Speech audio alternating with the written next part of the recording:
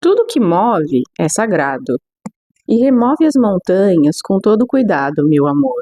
Enquanto a chama arder, todo dia te ver passar, tudo viver ao seu lado, com o arco da promessa do azul pintado para durar.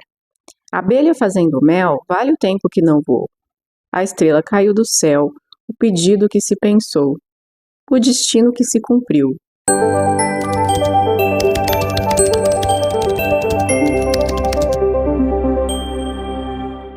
Acho essa música muito bonita porque ela fala de estações do ano também. Ela fala do processo, do tempo, das coisas acontecendo. Fala da espera, que não é necessariamente atraso, mas é o correr do rio de uma vida, que passa por diferentes momentos e que tem a sua razão de ser. E por que eu tô falando disso, né? Das estações, da espera que tem a razão de ser.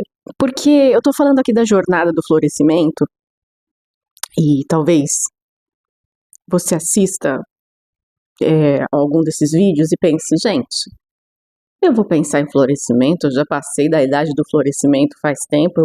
Isso é uma ideia que não é compatível, talvez, com a minha idade e o momento de vida em que eu estou. Pode ser que você tenha uma impressão de que a época do seu florescimento passou, alguma coisa assim, sabe? E é um pensamento bastante equivocado esse, porque e a gente acaba pensando assim justamente porque a sociedade nos impõe essas metas e esses prazos e esses roteiros e tudo isso que a gente acaba entendendo que tem que cumprir e se adaptar. Mas nisso eu acho muito interessante uma ideia do Carl Jung, que traz justamente essa análise nos estudos dele, nas pesquisas dele ao longo da vida. Jung, que foi um psicanalista um tanto exótico, eu diria que o Jung ele foi o que mais mergulhou no aspecto da transcendência e o que mais analisou os aspectos dos mitos e tudo que a cultura nos traz do inconsciente coletivo. É muito interessante. Mas o que eu gosto muito do Jung é essa ideia que ele traz de que é muito comum que esse florescimento acabe acontecendo, acabe vindo à tona na segunda metade da vida. E qual é a ideia que o Jung vai apresentar, né? O que ele diz é que na nossa primeira metade da vida, a gente está justamente naquela corrida frenética para se adaptar e para se adequar e para corresponder às expectativas e para se sentir aceito e se sentir pertencente, e se sentir aprovado e conseguir alcançar todos esses planos e todas essas metas que já vêm entregues para a gente quando a gente nasce, né? Então, isso tudo que é exigido e que é esperado da gente realmente tem um peso muito grande. Eu já disse 1 milhão de vezes aqui que a criança está buscando por aprovação, porque ela tem uma sensação que a sobrevivência dela depende disso, né, de ser aprovada e bem vista pelos pais. A criança tem pânico de perder esse amor e essa aceitação dos pais.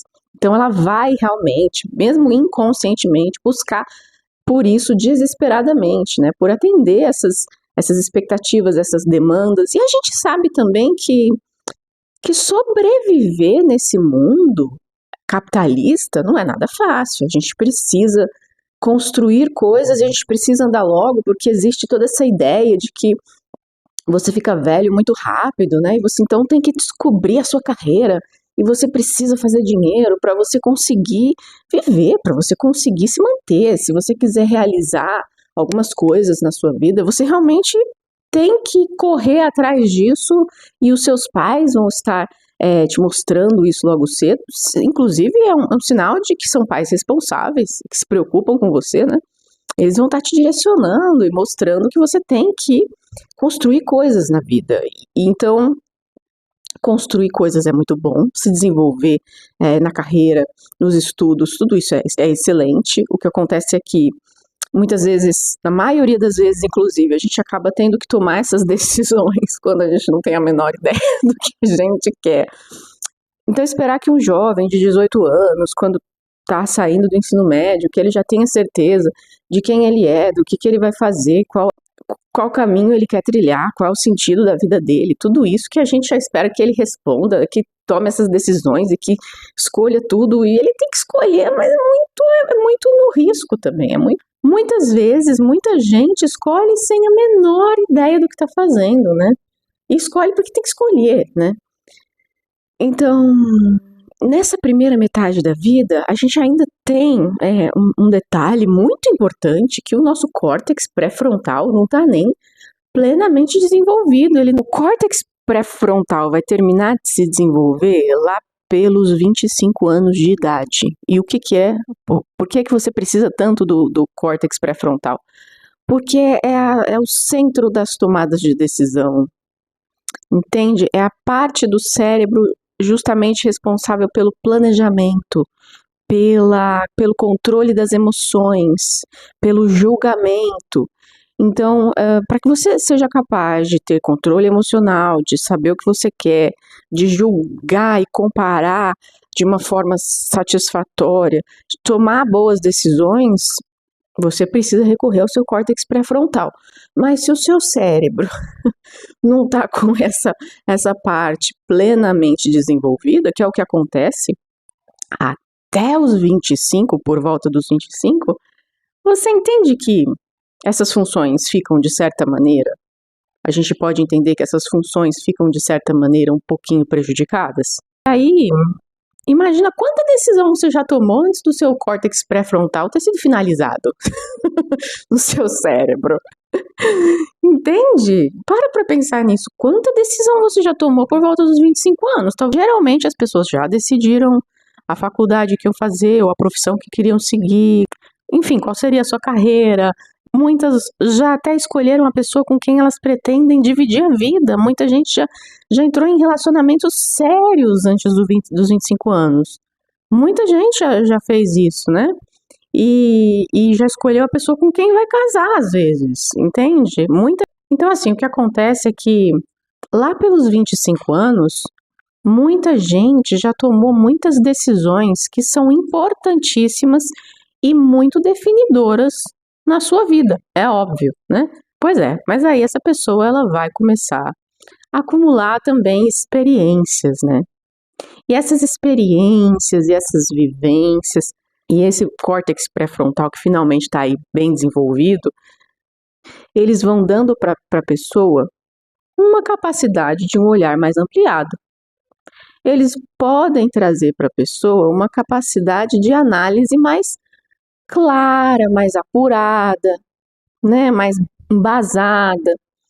Então, o que acontece é que quando você chega na segunda metade da sua vida, você já começa a pegar uma bagagem que te dá uma possibilidade de avaliar melhor quem você é, o que você quer e o caminho que você realmente quer trilhar, os planos que realmente fazem sentido para você, né? E consolidar melhor a sua identidade. O que acontece, inclusive, muitas vezes, é que muitas pessoas, quando chegam nessa segunda metade da vida, têm uma certa crise existencial, né? Que pode ser, às vezes, uma crise emocional ou simplesmente um estágio, um momento de dúvida, de incerteza, de questionar tudo que tem vivido até então e tudo que tinha planejado, né? Então, esse momento pode ser extremamente caótico e desorganizador. Mas, o que é bastante interessante é que ele pode ser um sinal, justamente, de que você pode estar entrando num período de transformação necessária, de amadurecimento inevitável, de um crescimento genuíno e de um florescimento. Então, o que o Jung vai dizer é que a pessoa, na primeira metade da vida, teve que ficar usando máscaras sociais, que são mais bem aceitas, que as pessoas esperam que a gente use. Ela teve que se revestir de personagens que a gente realmente acaba tendo que usar para dar conta das coisas, quando a gente ainda é tão inexperiente, quando a gente ainda não entende nem bem a si mesmo, mas a gente já tem que enfrentar a sociedade, tem que enfrentar as pessoas, entende? Você tem que se afirmar nas situações, diante dos desafios. Você precisa dar a cara a tapa. Então, é mais fácil, acaba sendo um caminho mais confortável para esse momento em que eu ainda não tenho tanta certeza de quem eu sou, eu não tenho uma identidade tão bem estruturada, usar essas máscaras e esses personagens, porque pelo menos eu consigo me blindar um pouco de todas essas demandas, essas expectativas, e passar por todos esses desafios enquanto eu ainda tenho tantas fragilidades e tantas dúvidas, não é verdade? Então Jung vai falar disso, que a gente vai ter que usar essas máscaras e a gente vai se meio que se revestir de uns personagens que a gente vai usar na sociedade, né? Só que na segunda metade da vida, o que pode acontecer é que a pessoa já não consegue mais sustentar esses personagens e essas máscaras, porque a verdade da essência de quem ela é, da identidade, começa a exigir esse ser pleno, né? Então essa identidade, ela começa a falar muito mais alto dentro da pessoa, o que, por um lado, é muito bom, mas vai exigir que a pessoa tenha que abrir mão dessas máscaras e tenha que abrir mão desses personagens para assumir uma identidade mais autêntica. Ou seja, para ser quem ela realmente é. Ah, Adriana, mas é possível? Não tem como a pessoa ser totalmente quem ela é.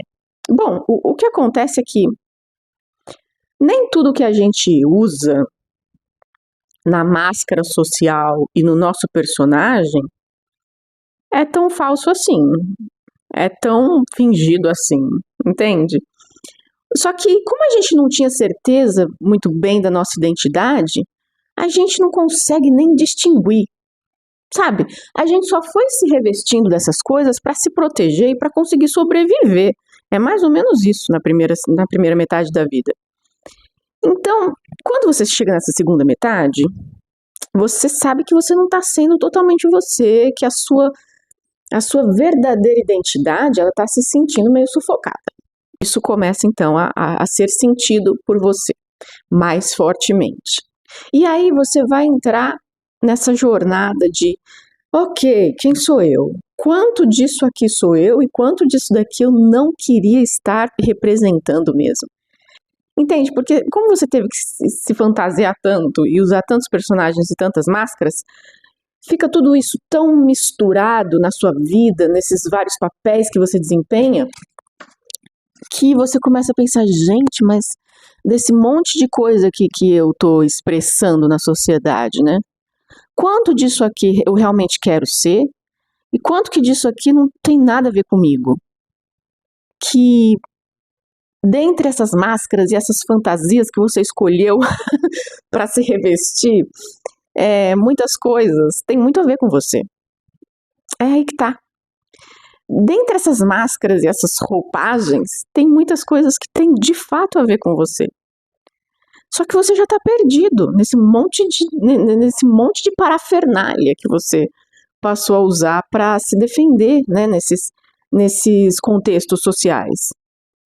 Então, esse momento da segunda metade da vida é começar a pegar essas máscaras e analisar, tá, eu costumo fazer esse papel aqui. Eu costumo fazer essa personagem na minha empresa, na minha família eu faço essa outra personagem aqui. Eu tô nesse momento que eu não tô me sentindo muito verdadeiro. Então, eu preciso descobrir que personagens desses que eu tô fazendo, eles de fato servem pra mim? Quais que estão me sufocando? Então, esse personagem que eu faço aqui na minha família, sei lá. Eu sou a pessoa que reúne a família todo Natal. Ou então, eu sou a pessoa agregadora. Sabe aquela família que ninguém se reúne, ninguém se encontra, ninguém... Eu tô dando um exemplo aqui que veio agora. Aquela família que ninguém se reúne, ninguém se encontra, nada. Eu sou a pessoa que agrega todo mundo. Eu chamo todo mundo, faço a festa, eu compro a picanha pro churrasco, eu trago a galera, eu invento a brincadeira das crianças. Legal, super legal. Mas é legal mesmo? O que tem levado você a ser essa pessoa festeira que agrega a família? Você realmente quer ser essa pessoa que agrega a família? Ou será que você está fazendo isso por algum medo, uma pressão, é um fardo? Aí você vai começar a distinguir. Não, olha, esse papel aqui eu gosto. Eu acho que isso daqui de fato é uma coisa que eu quero preservar, porque isso tem a ver comigo de fato. Aí é uma escolha mais consciente, percebe? Você está identificando uma faceta sua que você apresenta na sociedade, mas que de fato é você. Mas agora é mais consciente essa escolha, entende? Você não está sendo mais empurrado pelos acontecimentos. Olha, isso aqui realmente tem a ver comigo. Ou então, pode ser que você chegue à conclusão de que eu não suporto mais ser a pessoa agregadora da família. Eu não quero mais ver esse povo na minha casa reunido nessas festas. Eu tô cansado de ficar com a responsabilidade de reunir todo mundo. Então, daí você percebe, não, esse personagem aqui tava me sufocando. Isso não tem nada a ver comigo, eu não aguento mais. Então, essa segunda metade da vida, em que é possível que você esteja melhor capacitado para analisar esses papéis e para analisar a sua vida com as suas vivências e com a bagagem que você já adquiriu até então, ele te permite que você comece a fazer escolhas mais conscientes de quem você é e de quem você quer ser, né? E avaliar quem você tem sido e o que te serve e o que não te serve, né? E aí, então, deixar aflorar coisas que você não estava se permitindo ser. Talvez por essas pressões sociais e por querer agradar, por N motivos as pessoas, ou por inseguranças que você carregava aí da juventude, dos traumas, essas coisas todas, entende? Que talvez estivessem limitando partes de você que para você eram muito importantes. O que de mim eu não tenho vivido plenamente, né? Que aspectos de mim eu não tenho me permitido ser? Que coisas eu não tenho me permitido fazer? E por que não tenho me permitido ser e fazer essas coisas se elas representam tanto quem eu sou, se elas têm tanto a ver com a minha essência, com a minha verdade, né? Então, entende que acaba sendo uma grande bagunça? Porque, olha, você tem que buscar em você coisas que você está tendo que reprimir, e às vezes você nem sabe que coisas são, você só está se sentindo reprimido. Você está se sentindo sufocado e você sente que você não está sendo algo que você podia estar sendo, ou devia estar sendo, ou precisa estar sendo. Então, você tem que buscar essa verdade que você nem sabe direito qual que é. Que é isso? O que eu abri mão de ser? E será que eu tenho que continuar abrindo mão de ser isso? E por outro lado, revirar nessa parafernália de coisas que você tem sido e tem mostrado para a sociedade, né? Essas suas máscaras, seus personagens, essa pessoa que você fez para se adaptar até então, revirar em tudo isso, o que tem de verdade? O que tem de consistente nisso? O que eu quero levar disso para a minha vida de fato? Essa vida mais verdadeira, mais genuína, em que eu escolho quem eu sou de forma mais consciente, né? A gente sabe que quando a gente é mais jovem, a gente tem uma tendência, às vezes, de supervalorizar a opinião dos outros, o olhar dos outros, o saber dos outros. A pessoa mais jovem, muitas vezes, ela tem uma tendência de achar que as outras pessoas sabem mais, porque ela ainda é inexperiente, ela tem toda essa insegurança, né? Só que aí chega um ponto na vida que a gente começa a adquirir uma bagagem e a gente começa a se testar. A gente passou por um tempo se testando, né? Então, quando você chega na metade da sua vida, pode ser que você comece a ter uma percepção de que, eu não sei, eu acho que nem sempre as pessoas sabem mais do que eu, né? Olha, tem muitas situações em que eu posso confiar de verdade no meu taco, né?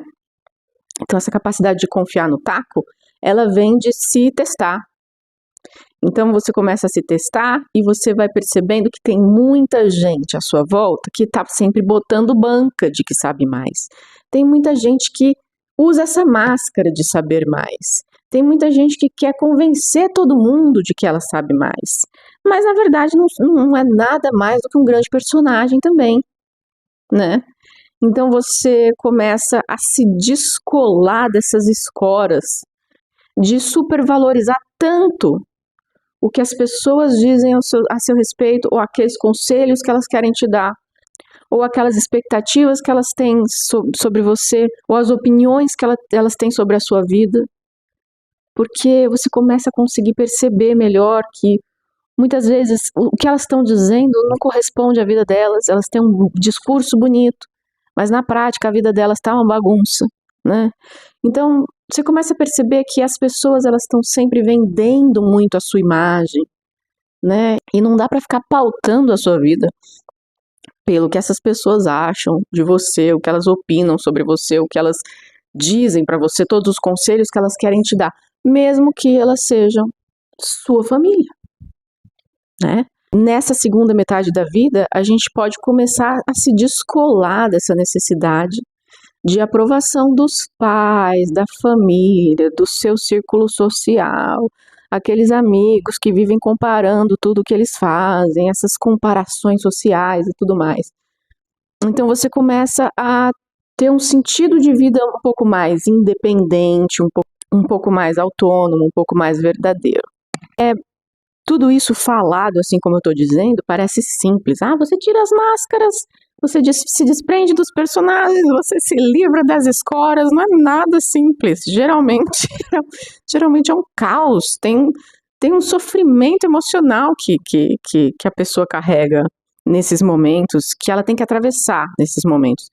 Porque até ela perceber essas coisas que a estão prendendo, se soltar dessas amarras e não se culpar por estar se soltando dessas amarras, tudo isso é um processo.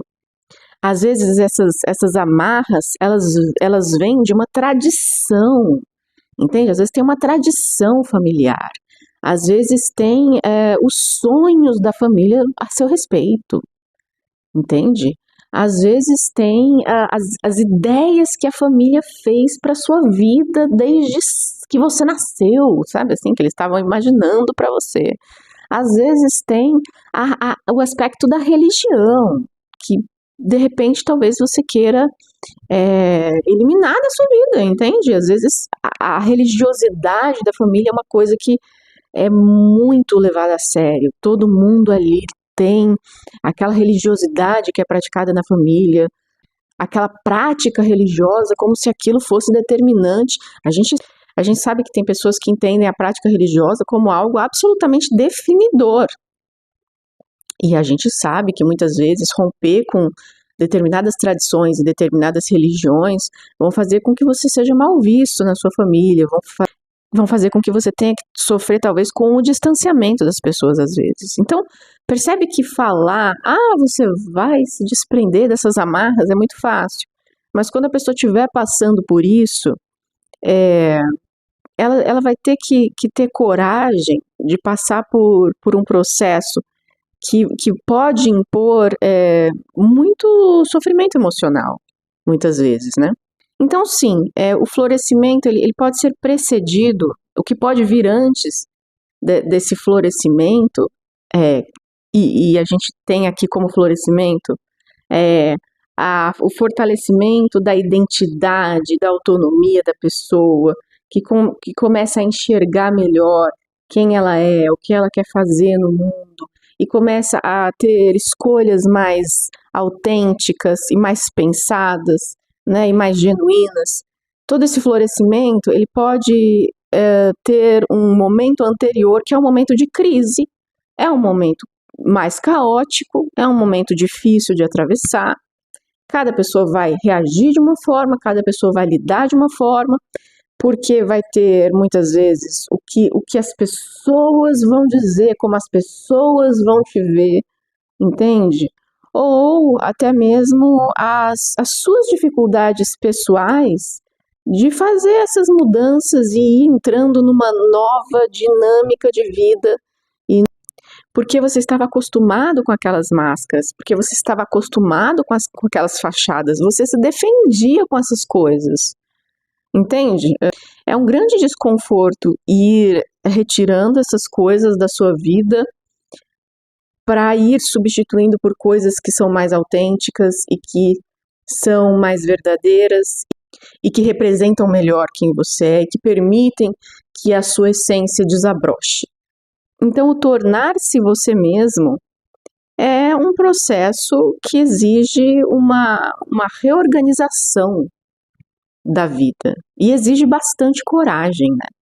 Mas o que de fato pode acontecer nessa segunda metade da vida é que a pessoa entre nessa crise justamente por não ser mais capaz de jogar a própria essência, a sua identidade mais verdadeira, aquilo que ela é de forma mais genuína, para debaixo do tapete.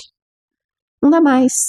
Não dá mais para fingir, não dá mais para se camuflar, não dá mais para viver uma falsidade só por causa da imagem e do que as pessoas vão pensar ou não, né? E muitas vezes também o que acontece é que a pessoa começa a avistar o seu propósito, do qual eu tenho falado tanto aqui, né? E o propósito é uma coisa que tem uma grande influência nesse momento, porque você começa a sentir uma necessidade de cumprir o seu propósito. Então, muitas vezes o que acontece nessa segunda metade da vida é isso também.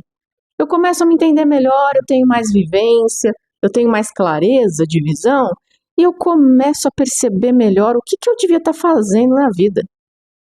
Qual seria o meu papel de fato? Qual é a minha praia? Sabe? Eu começo a perceber melhor qual é a minha praia. Aonde que eu devia estar atuando. E aí isso começa também a me causar uma certa ansiedade, porque é como se eu precisasse estar fazendo aquilo.